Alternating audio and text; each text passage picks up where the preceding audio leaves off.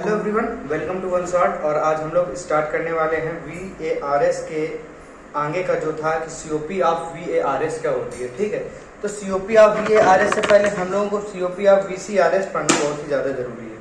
ठीक, तो हम लोग देखते हैं COP ऑफ VCRS क्या होती है। COP ऑफ VCRS तो हमने पहले ये फिगर ड्रा कर लिया है कि ये देखिए, जैसे कि फिगर है, फिगर में क्या है, ये वर्क है जो हमें VCRS में देना पड़ता है। ये है Q of compressor, QC means होता है Q ऑफ कंप्रेसर, यानी हीट जो कंप्रेसर से जो हीट रिजेक्ट हो रही है वो हीट है।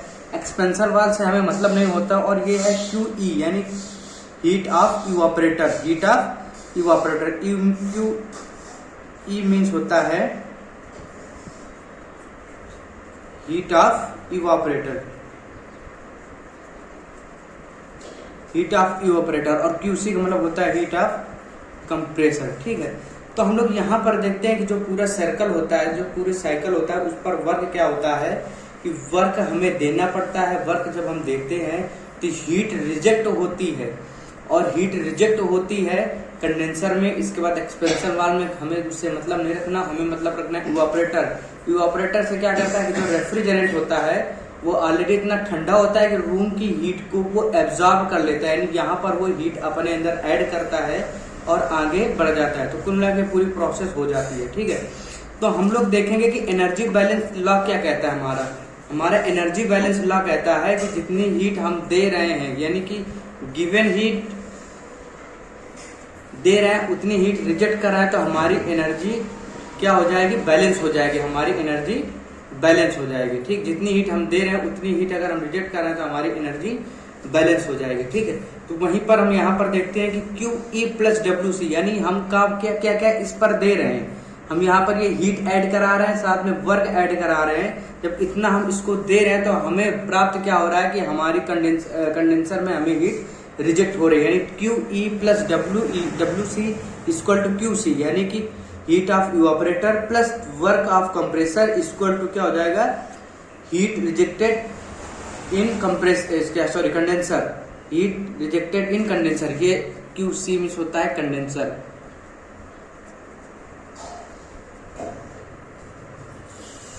कंडेंसर। ठीक है, हीट रिजेक्टेड इन कंडेंसर। तो वर्क बराबर क्या हो जाएगा, heat rejected in condenser minus, यहां से निकाल लेते हैं तो वर्क बराबर हो जाएगा QC माइनस का QE। ठीक है, अब हम लोग यहाँ पर देखेंगे COP क्या होती है। COP of VCRS, COP of VCRS क्या होता है, desired effect upon work done. और डिजायर इफेक्ट हमें यहाँ पर क्या मिलता है कि जो हीट है वो हीट कितनी ऐड हो रही है, इवापोरेटर में कितनी हीट, हम रेफ्रिजरेंट कितनी हीट ऑब्जर्व कर पा रहा है, ये चीज हमारी होती है क्या कहते हैं, डिजायर इफेक्ट। तो QE अपॉन WC, और WC इक्वल टू क्या हो जाएगा, QC माइनस का QE। जो यहाँ पर लिखा है WC equal to QC minus का QE। तो COP of VCRS equal to क्या हो जाएगा, QE upon QC minus QE। अब हम लोग यहाँ पर देखते हैं कि हायर टेम्परेचर कहाँ पर होगा, जब कंप्रेसर से निकलता है ये रेफ्रिजरेंट, तो उसका टेम्परेचर जब वो मतलब जो कंडेंसर में जाता है तो उसका टेम्परेचर हायर होता है, और जब वो इवापोरेटर में जाता है तो उसका टेम्परेचर सबसे ज्यादा लो होता है। तो ये हो जाएगा लो टेम्परेचर कब, जब हीट पास हो रही होगी क्या कहते हैं इवापोरेटर में, और जैसे ही कंडेंसर में एंट्री कराई होगी तो उस समय जो इसका टेम्परेचर होगा वो हाई होगा। तो उसी प्रकार हम इस पर लिख लेते हैं कि लो मतलब QE की जगह हम लिखेंगे lower temperature mine upon higher temperature minus का लोअर टेम्परेचर। तो ये हमारा जो है वो COP ऑफ VCRS से निकल कर आ गया। ठीक है, अब हम यहां से निकालेंगे COP ऑफ VARS। तो VARS की बात करें, VARS की बात करें तो VARS में हम लोग यहां पर देखते हैं,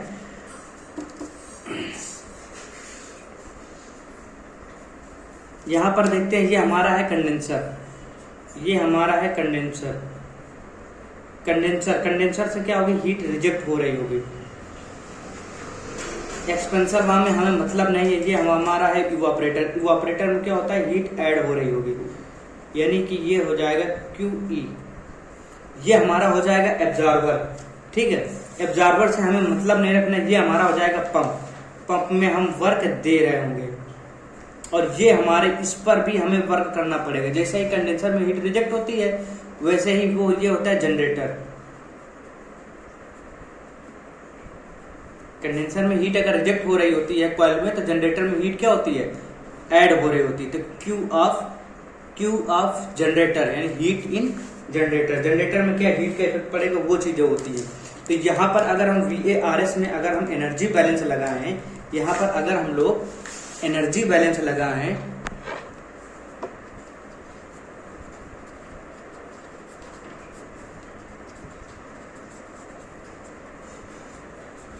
एनर्जी बैलेंस लगाएं, एनर्जी बैलेंस्ड करें, तो क्या होगा, जितनी हीट दे रहे हैं मतलब कितनी जितनी ऊष्मा उसको दे रहे हैं वो, और जितनी मतलब ऊष्मा उसे निकाल रहे हैं वो दोनों क्या हो जाएंगे, इक्वली हो जाएंगे। तो Q ऑफ E हम लोग देखेंगे क्या क्या हम इसको दे रहे हैं, plus W of P, sorry यहाँ पर W ऑफ P क्योंकि वर्क है पंप का, प्लस का Q यानी हीट जो ऐड हो रही है किसमें, जनरेटर में, इक्वल टू क्या हो जाएगा, Q of condenser, heat of condenser, ये चीज होती है। अब हम यहाँ पर एक पॉइंट और डिस्कस करना चाहते हैं कि वर्क इन पंप लगभग 0 होता है।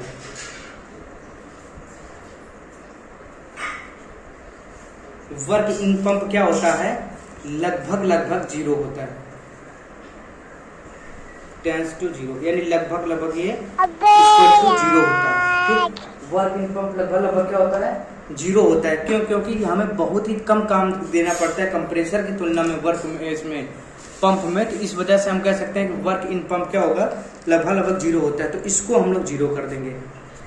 इसको जब हम लोग 0 कर देंगे तो हमारा क्या हो जाएगा, अब हम यहां से निकालेंगे QE plus QG equal to QC, ये हमारा एनर्जी बैलेंस निकल कर आ गया। अब अगर हम COP ऑफ VARS की बात करेंगे तो यहां पर क्या हो जाएगा, डिजायर इफेक्ट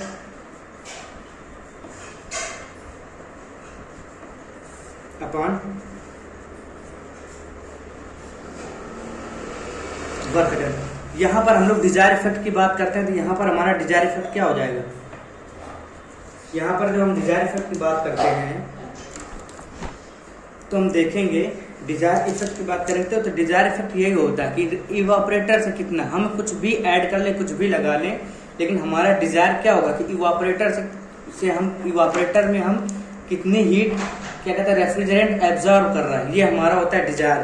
तो हमारा डिजायर क्या होगा कि इवापोरेटर में कितनी हीट रेफ्रिजरेंट एब्जॉर्ब कर रहा है। और वर्क डन यहाँ पर क्या हो जाएगा, वर्क ऑफ पंप प्लस का Q इन G, क्योंकि हमने जब कंप्रेसर को रिप्लेस किया था तो कंप्रेसर को रिप्लेस किया था तो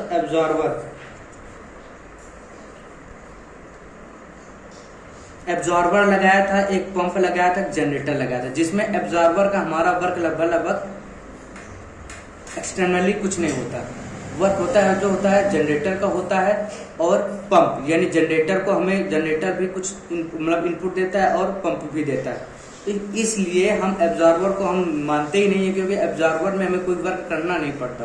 ठीक है ना, हमें कुछ एब्जॉर्बर हीट रिजेक्ट करता है, मतलब कुछ भी नहीं करता, लगभग काम इसका 0 मान लेते हैं, क्योंकि यहाँ से स्टार्ट होता है और यहीं पर आकर फिनिश हो जाता है। ठीक है, तो हम क्या करेंगे, जो वर्क डन है वो अगर कंप्रेसर करता था जितना, वो हमारा कंप्रेसर की जगह में पंप और जनरेटर दोनों मिल करके वो काम कर रहे हैं। तो यहाँ पर जो वर्क हो जाएगा वो हो जाएगा WP प्लस का QG। अब हम लोग जानते हैं कि WP लगभग क्या होता है, 0 होता है। तो हमारा यहाँ से निकल करके आ जाएगा QE अपॉन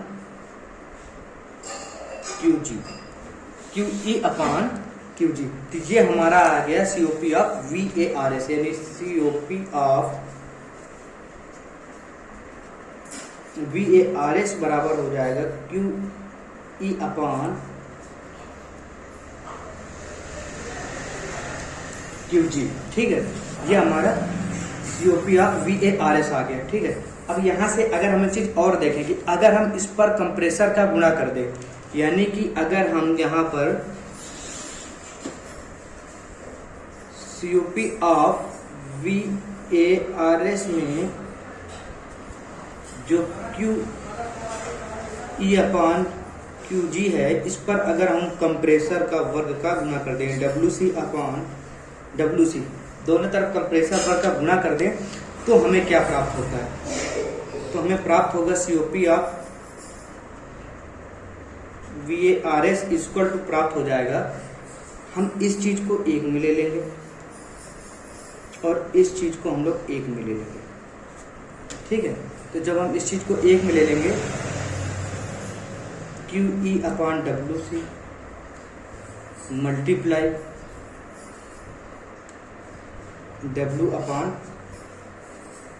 QG, ठीक है। तो हम लोग ये देखते हैं कि ये हमारा लिखा है VCRS और ये हमारा लिखा है eta of heat engine, efficiency of heat engine आ गई है। तो हम लोग का जो मेन फार्मूला आता है वो फार्मूला आता है COP of VARS equal to COP of VCRS multiply eta, यानी इफिशियंसी ऑफ हीट इंजन। ये हमारे यहाँ पर COP निकल करके आ गया, ठीक है। अब 1 मिनट में इसके हम एडवांटेज और डिसएडवांटेज को भी देख लेते हैं कि इसके एडवांटेज और डिसएडवांटेज क्या थे। VCRS के एडवांटेज क्या थे और डिसएडवांटेज क्या थे, ठीक है। तो अगर हम इसके एडवांटेज की बात करते हैं,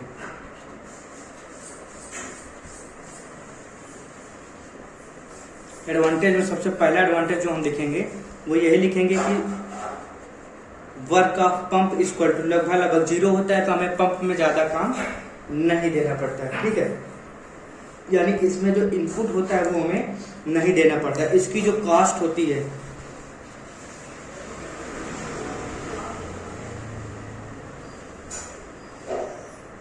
कॉस्ट लो होती है, यानी इसकी जो कीमत होती है वो लगभग कम होती है और इसकी जो कैपेसिटी होती है वो बहुत अधिक होती है।